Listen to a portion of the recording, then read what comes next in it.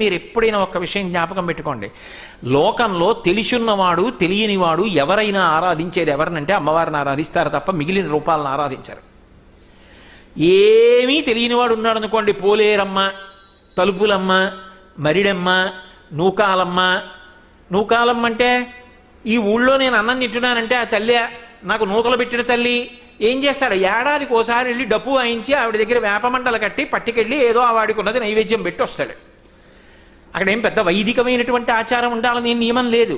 కానీ అందరికీ అన్నం పెట్టిన తల్లి, ఊరికి అధిష్టాన దేవత నూకాలమ్మ, తలుపులమ్మ. తలుపులు వేసేసాను అనుకోండి, లోపల బయటికి వెళ్ళవు, బయటికి లోపలికి రావు. లోపల ఉన్న అలక్ష్మి బయటికి వెళ్ళిపోవాలి, బయట నుంచి యోగం కలగాలి. నాకు మనవడు కావాలి, నేను శుభవార్త వినాలి కదూ, ఆ శుభం నాకు మనవడు రావాలి లోపలికి. తలుపులు తీసుకుని తాత అంటూ వాడు పరిగెత్తుకు రావాలి.